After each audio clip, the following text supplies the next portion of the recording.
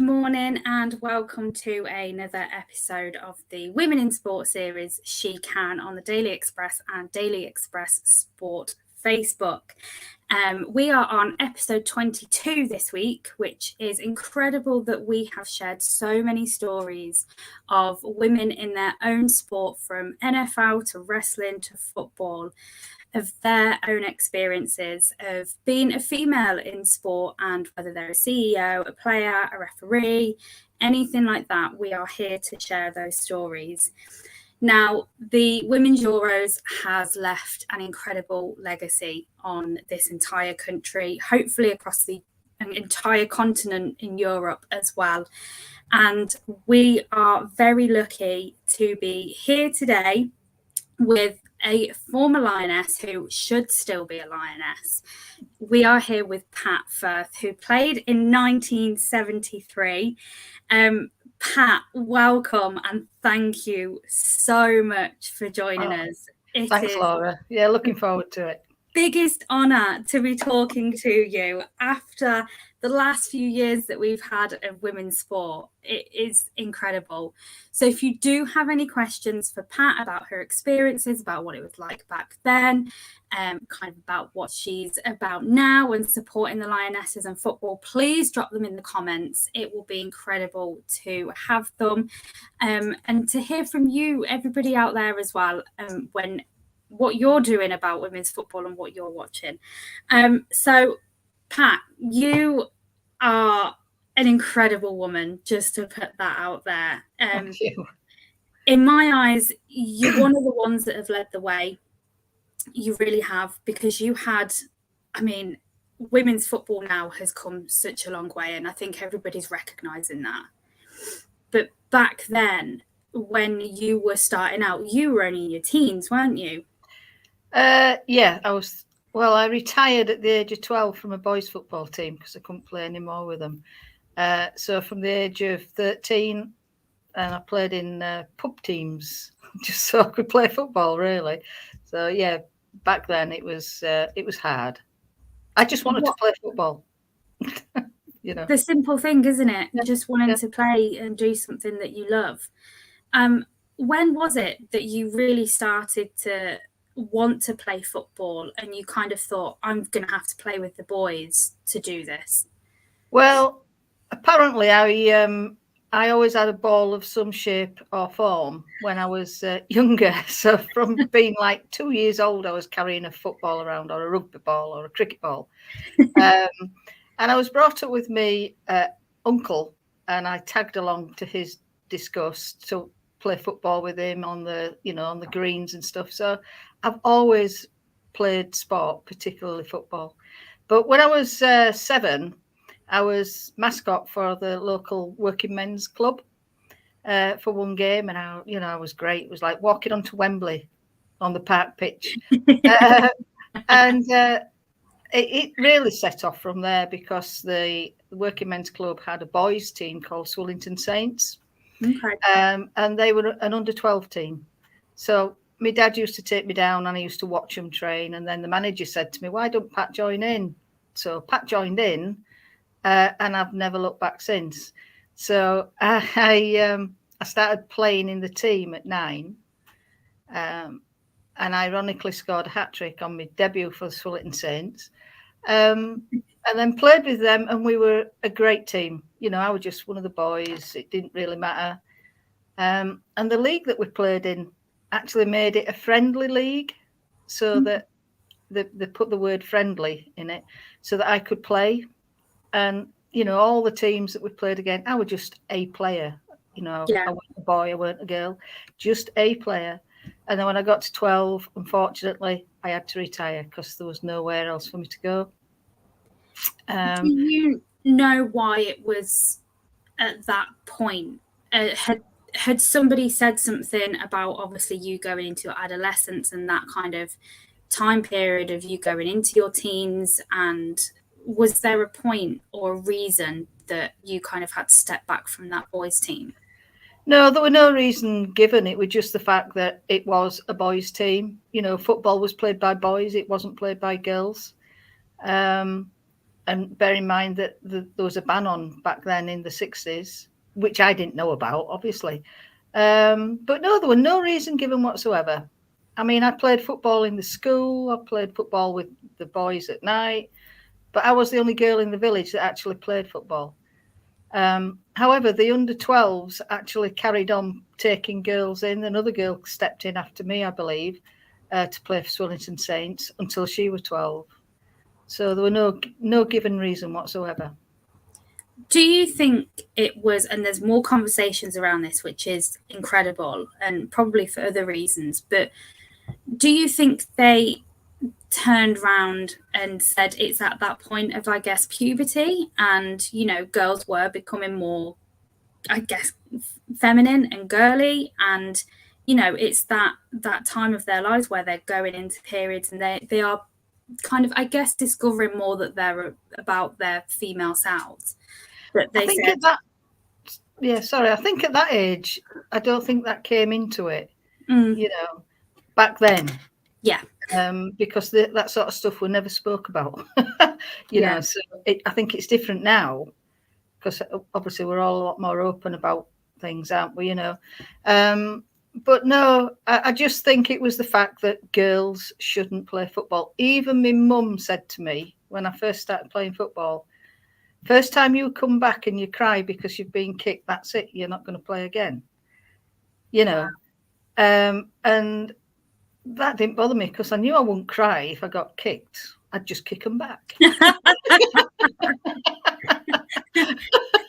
That's a player on player attitude. That is, I love it. You know, but that was what it was. You know, if you cry, you're not going to play again.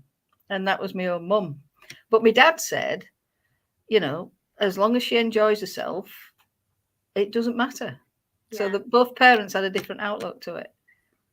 Was that quite strange for you? I mean, I know that it said that it didn't really bother you, but in a way, was it also quite strange to have completely two conflicting views from your parents? No, not really, because I think that was the era. You know, girls should play with dollies and boys should play with cars.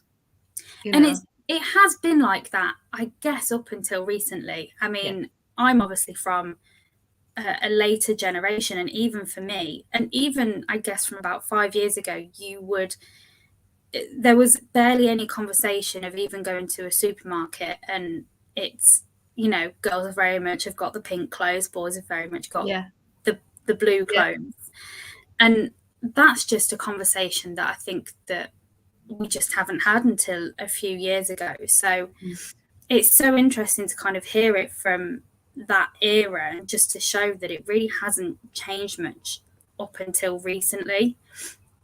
But I mean, it's incredible the attitude that you had at such a young age to, I guess, catapult you into what would be your career. I mean, how then did it go from you weren't allowed to play for a boys team and then you ended up playing for England, the national team? It's bonkers. How did that happen? In 4 years, well, like I said, I started playing for a pub team because there were ladies teams around, but most of them, you know, had to play like charity games.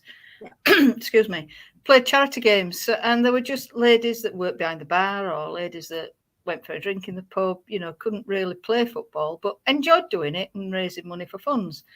But I think eventually they found that there were more and more women that could actually play football, you know. And so I went from one pub team to another pub team that had actually got a proper football team together. And I lived in a little village near Castleford in Yorkshire, and the team was in Wakefield, which is like a small city. And I had to, because my dad didn't drive. My mum said she'd take me if she really had to take me. So the manager of the club, and bear in mind I'm 13 here, the manager of the club used to come and pick me up, take me to the game and take me to training and fetch me back, you know. And that's where my women's football started. And we were quite a good team. But after about a year, I think we started a league going, which was great because we got more ladies playing football. And it was at its infancy, really, to be fair. And I played for Fleece Phillies, as we were called then, the Fleece Pub and Phillies. And then one season I scored 88 goals in a season. Wow. You do not see that much nowadays. Holy moly. No. And it was that I was 15 then. And in those days, you used to have your names put forward to go to England trials. Well, I was only 15 and I knew nothing of the ban or anything like that. I just wanted to play football. Yeah. I didn't care who I played for. You know, I just wanted to play football, run my little heart out and score loads of goals. That's all I wanted to do. And so the manager put my name forward and he took me to the trials. I got through that trial, went to the possible versus probables. And again, I turned up. I was a bit nervous because, you know, I was playing against these England stars. And 15 years old, you know, one of the youngest there. Played my trial, and a few days later got a letter from Pat Gregory, who was the secretary then, to say that I'd been selected for the 1973-74 season.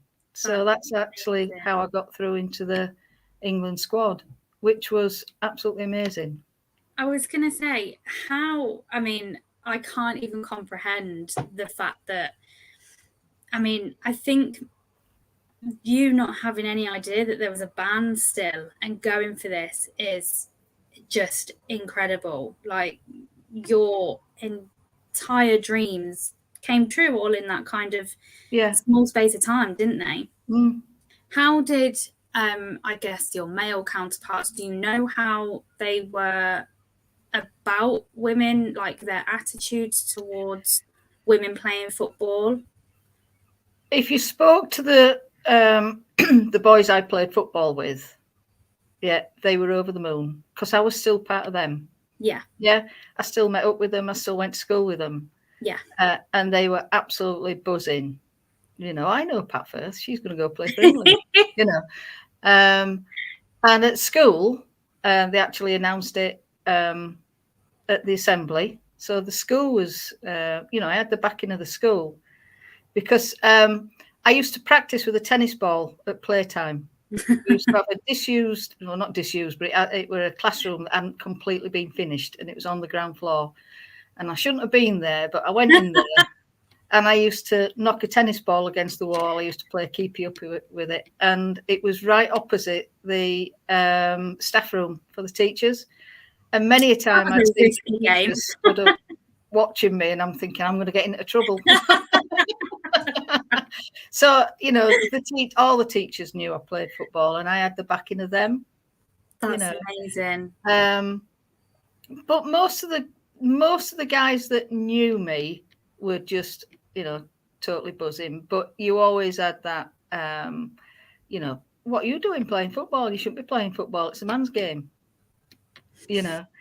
And the way I used to quieten them up, and rightly or wrongly, I'd say, all right, then I'll have a challenge. See how many times you can keep a ball up with your right foot, your left foot, and your head, and I'll see if I can beat it. Brilliant. And how many times did they accept that? Lose. So they managed to accept it. They just didn't win. I had to prove that I could play football, and once I'd proved it, they were fine. You know. How did that make you feel, though? I mean, you've got a pretty kind of an attitude that's just, I don't really care what anybody thinks, which is the best way to be about it. Because if we got too hung up on what people thought, then we just would live in a whirring mind. But did anything kind of enter your mind of, well, why are you saying that? No, I think because it was the era that we got brought up in. Yeah. You know, my first injury, I tore my cartilage when I was 20. And the specialist said to me, well, what on earth are you doing playing football? A woman's body isn't made to play football. So you're up against it straight away, aren't you? Yeah. You know. So they put me in pop from my thigh down to my ankle. eventually took it off and then just said, well, that's your career over with. Well, that's like waving a red rag to a bull. So it sounds like it for you anyway. So I did struggle. I did struggle to get back to fitness. And when I did, my first game back, I tore the other cartilage in the other leg. So, oh no! But that was just my body, if you like. It happens in the men's game, doesn't it? It does, yeah. Back in them days, it was a big operation, whereas it's just keyhole now, isn't it? Yeah. But if you think I was playing competitive football from sort of being 7, definitely from being 9. Wow. So I'd already played 10 years or 11 years of competitive football. And the boys didn't just sort of tackle me gently because I were a girl. You know, if anything else, it were harder because they didn't like to get shown up and get beat by a girl. So, you know, I can understand why I got these injuries, but that's when I took up coaching. Oh, fab. Because coaching, I'm still in with football, aren't I? I can still pass my experience on. And I gained a lot of experience with coaching and coached some wonderful players as well. That's amazing. And kind of going back to that, you know, Lioness experience, did you ever think that at that point, I guess, England women would be catapulted through history and go through everything that they would? When we played, we only had maybe 3 internationals a year, 4 if we were lucky, sort of thing. So it was just against, you know, your France, your Belgium, Italy, that type of thing. But the next generation, then the World Cups started playing, and the UEFA's started playing, and obviously I was coaching back then, and you always hope that, you know, the team that you support are actually going to get through to the final or qualify and then get through to the finals, you know. But we didn't really have, all that we had to work for was the home championships that we used to play against Scotland, Wales and Ireland. So it was something to play for. Was that where you came in the 73? Because you played Scott. That was the kind of the massive game, wasn't it? It was, yeah. Can you talk us through that a little bit? Well, 1973, in June that year, that was the first England international that was played on home ground. The 2 previous ones, one were in Scotland, one were in France. So this was our first international at home. And it was my first international, and I was 16 years old, 12 days. It was a boiling hot day, absolutely boiling hot. And the manager had said to me that, you know, I was going to play, but he was only going to play me for about 60 minutes and I had to run my little legs off. You know, so I said, yeah, that's great. I remember driving into the ground. I remember the supporters, and I thought, oh, blimey, you know. I could only imagine what it's like driving up to Wembley, like the Lionesses did the other week, you know. And, you know, pulling my England shirt on. It brought a tear to my eye every single time I put an England shirt on, you know, because we play with pride. We couldn't play for money because we didn't have any. We played with pride and we give it everything, you know. And I scored a hat-trick, which was fantastic. And I actually dreamt the night before that I would actually score an hat-trick. I didn't know I was playing. Yeah. You know, and he brought me off after about 60 minutes or so. And then everything were a blur. I think I got carried off the pitch by one of my players from the Fleece Phillies that picked me up on her shoulders and walked me off. You know. But no, it was absolutely fantastic. You'll never, ever forget your debut like that, you know, an international debut. And at that point as well, I think it was the year before, wasn't it, in 72, that they were, I think now they're fighting to make that cap official because it was classed as unofficial, wasn't it, as a cap? Yeah. Which is insane to think of because it's just such a free-flowing word to use now that, oh, you know, Ellen White's got, it's just, I literally can't even put it into words how much it's just an everyday football phrase now of how many caps you've got for England. Yeah. And did you know about that? Like, how did you kind of feel that everything was unofficial? Again, naivety. I was playing for England. I didn't care. I was only 16. Yeah. I was told that we would get a cap. Yeah. It was a wonderful lady called Flo Bilton that used to hand make all the caps. Everything was hand sewn, hand embroidered and everything. So you didn't actually get it on the day. It was whenever she could manage to do it. And the cap had said, mine says Scotland 1973. Wow. And that means more to me than anything. But it was just, we weren't recognised by the FA. That's the thing. So we have caps, unofficial caps. Yeah. And we'd be just really nice to actually get an official cap, which hopefully we'll get in October.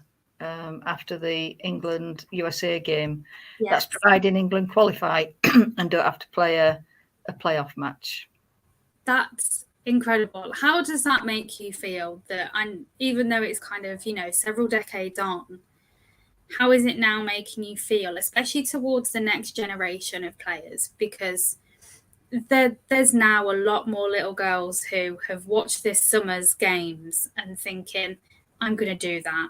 I can do that. I'm going to go and play for my local team, even the ones that were maybe too scared to even go to the park and play with other boys.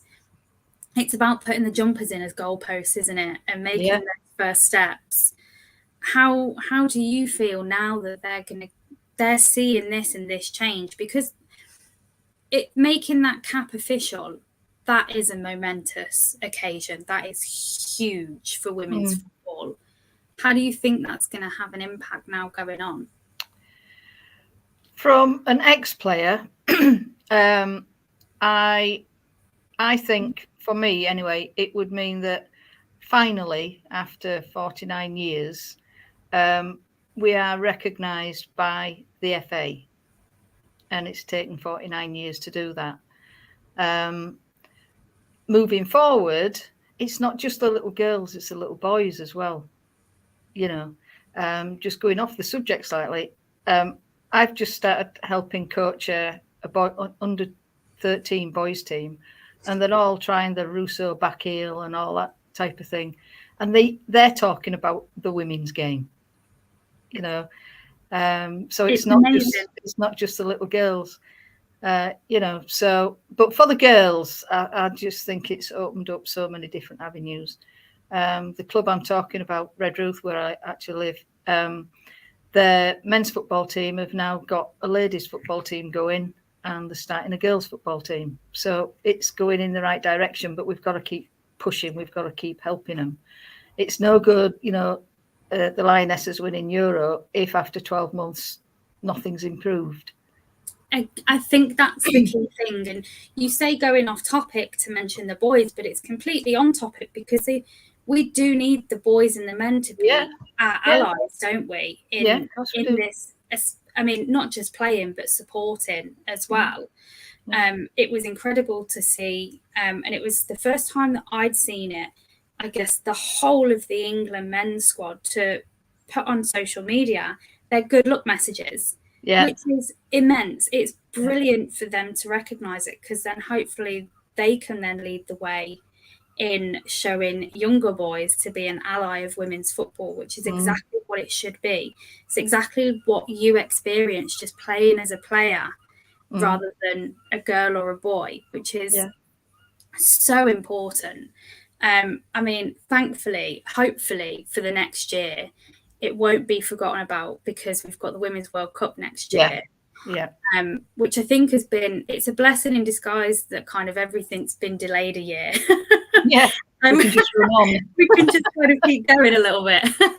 And obviously this week we've had the announcements from Jill Scott and Ellen White for their retirement, who have been pivotal, absolutely are icons for women's football and football in general. They're up there with some of the biggest and the best, aren't they? Really? Yeah, of course they are, yeah. How do you think then? I think there's a couple of new under-23s that are coming into the squad now. And obviously we've got those that were in the Euros. We've got Georgia Stanway. We've got Beth Mead, all of them. And then the few that are coming through, that legacy must be incredible for them, because we've got a couple of games coming up for the qualifiers in the next kind of 6 to 8 weeks. How do you think that, though, I guess just icons leading the pathway will influence the younger ones coming in and thinking, oh my God, I've now got this legacy. I've now got to literally fill these boots, ready to be on. It's an even bigger stage than the Euros. It's the Women's World Cup. Yeah. Well, I think Jill and Ellen have been absolutely fantastic throughout their careers, you know. Ellen, for me, because I was a striker, a player of my own art, you know. Where she could stick her foot in, she'd stick her foot in. She did.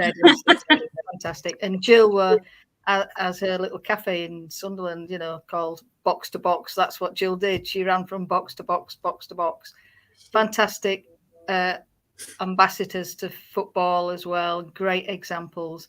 And, you know, I just want to wish them both all the best of luck anyway. But they've retired at the top, you know. When you're going to retire at the top, and they'll never be forgotten. They're both massive examples to not just young girls, but players in general, you know. And the new players coming into the squad, Serena's got a fantastic squad of players, and they are a team. They're not just a squad, they're a team of players. They, you know, I think she's done a fantastic job getting them all together and introducing them at the right time. The players a team. They're not individuals or little pockets of individuals. You know, they are there. They are as one, as a team. And we really saw that, didn't we, through everything? I mean, some of the things that really made me laugh was that when they were doing their post-match interviews, they just literally dropped the mic and then ran off. And it just shows, I mean, that was brilliant. That was fantastic. That was the best interviewing ever. I loved it. It was epic. But it just shows how much it meant to them to be with their teammates. And literally, it definitely does seem such a family of players and people that have come together. And the Lionesses now that obviously have gone off to, they've gone back to their home clubs now. And thankfully we've got kind of Rachel Daly, who's come back now. She's gone to Villa again, which is really good. They're actually back on home turf. And it's they're trailblazers. They really are. So we've got a couple of questions now. So we've got one. Also, it's just been announced that German tennis player Angelique Kerber has announced that she's pulled out of the US Open because she's pregnant. All right. So former Wimbledon champion, US Open and Australian Open champion.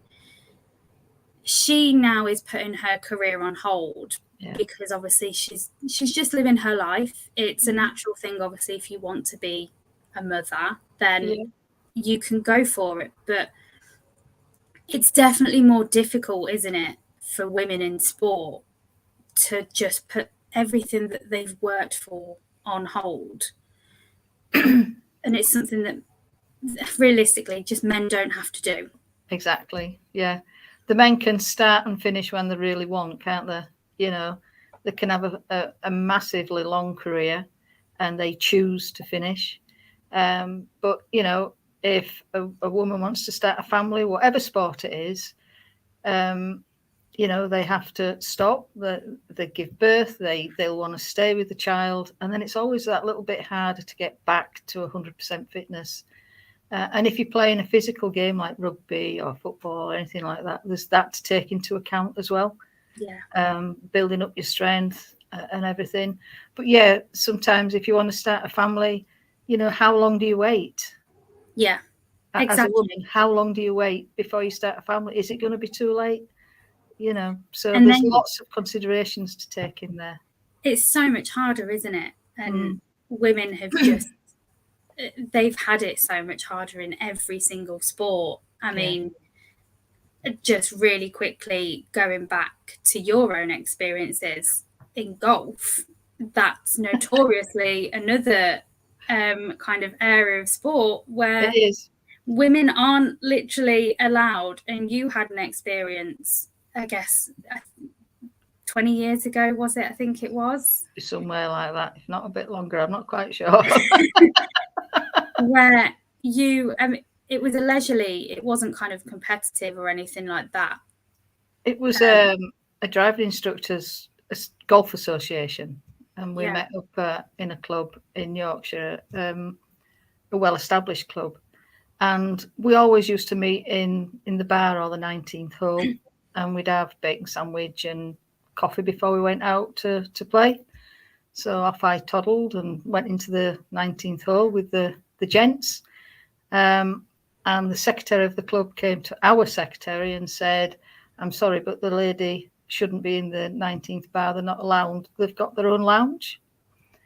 And it was in earshot of me, and I was chatting to a couple of the guys, and one of them looked up, and the secretary looked at me, and I said, "Fine."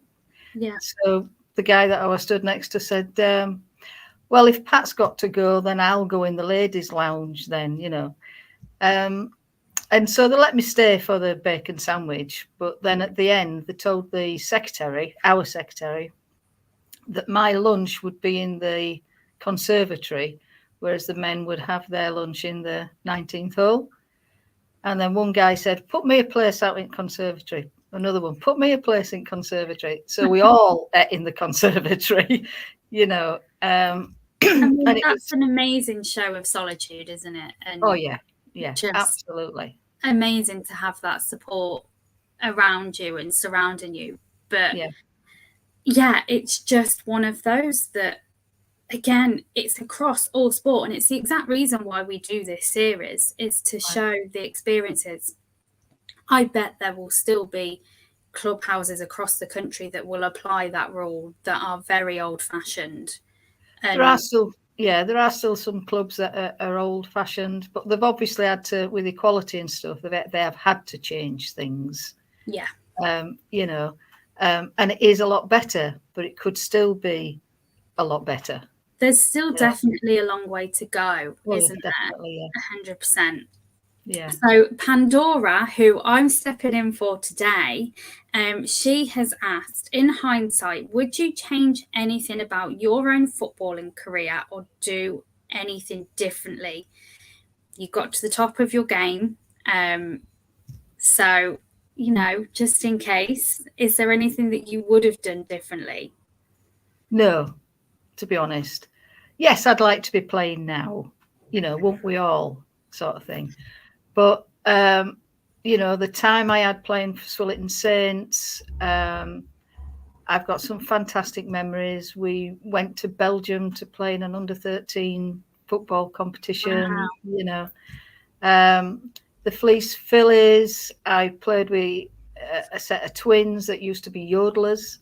So when we used to go away on a coach trip, we used to have yodeling all the time. So we've got all these different memories. And it was a totally different era, wasn't it? Yeah.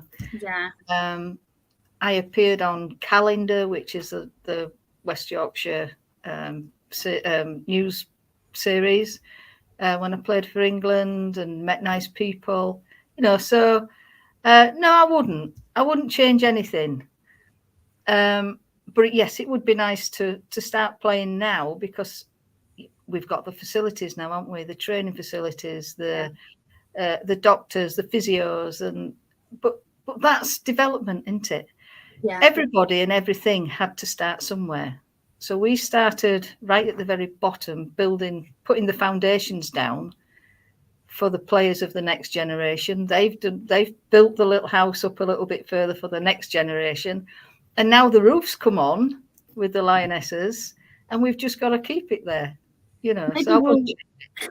Maybe we'll build the garden next year. Put the fences up and put a nice pool in for next year's World Cup.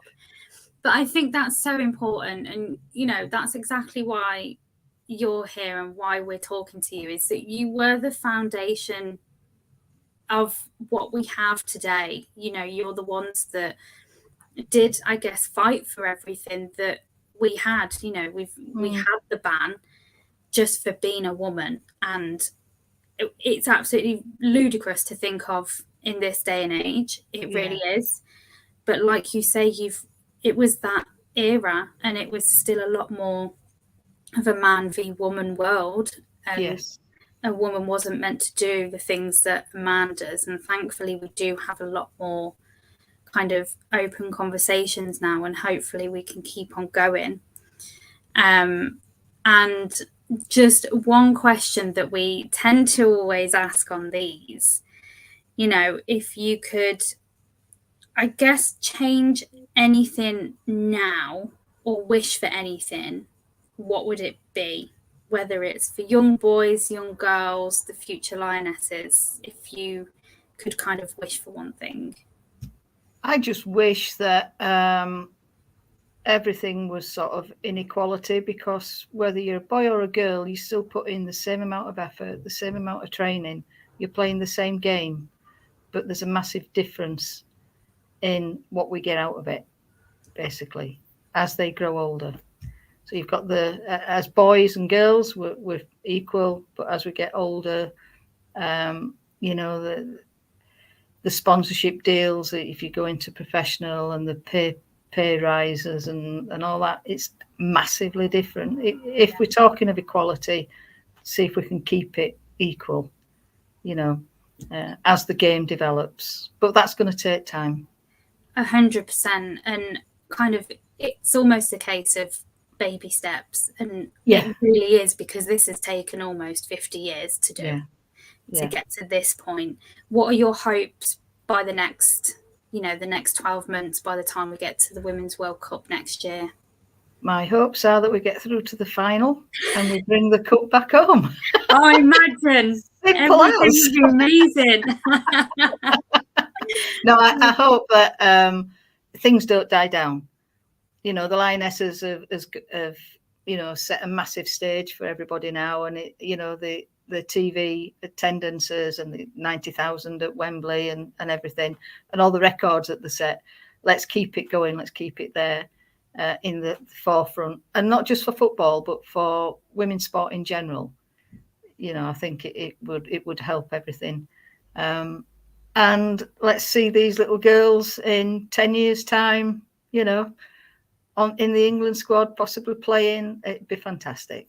They'll be the next Russo, just tapping it in with the back heel, won't they? Oh, yes. Well, thank you so much for joining us, Pat. It's been an absolute pleasure to talk to you and about your experiences and how different everything was back then and everything that's been fought for up until this point. So thank you so much. You're a real trailblazer yourself. Yeah. We talk about the Lionesses now, but the Lionesses that you were in the 70s have paved the way for generations since then. So thank you so much for joining us.